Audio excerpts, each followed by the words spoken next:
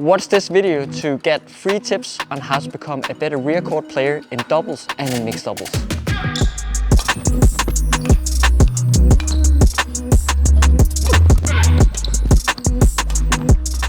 If you like badminton, subscribe to this channel. We promise to provide weekly badminton content.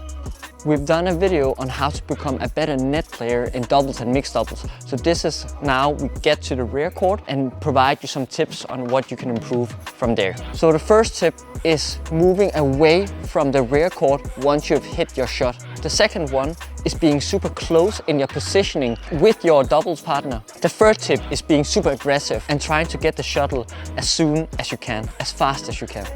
When you as a doubles player are hanging on the baseline after you've hit your shot, you actually leave quite a big space between yourself and your net player. That gap your opponent are able to utilize, sort of say, using a flat drive, passing the net player. And once they've passed the net player, you will likely be late on that shot, which means that you need to give the initiative to your opponent. The reason why it's super difficult to keep the initiative if you are hanging at the baseline, it's because it's so difficult to keep the initiative if your racket is below the net tape. So on the mid-court, if your racket is below the net tape, it's so difficult, and that means you likely will play the lift and your opponent can start their offensive play.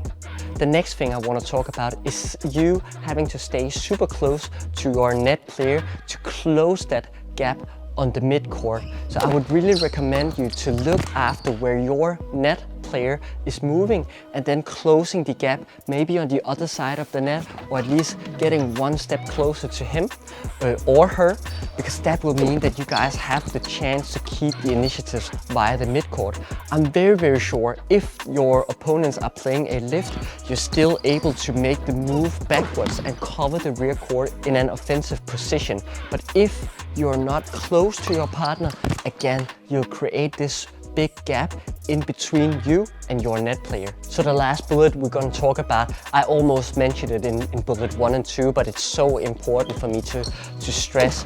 It's having active feet.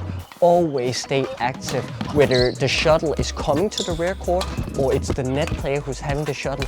You need to stay active on your feet. If you're just watching badminton and looking at your net player playing badminton, that's where you're in trouble. You need to follow the game, anticipate where the shuttle is coming, and always move around as a rear court player. So this video provided some tips on how to become a better rear court player in doubles. I would say all 3 tips are pretty closely related, so please do practice them and have them in mind, because I'm very sure that it will make you a much better rear court player whether you play doubles or mixed doubles. Again, if you want to look at the net player video that we have done on the doubles edition, look in the description. I've linked it there.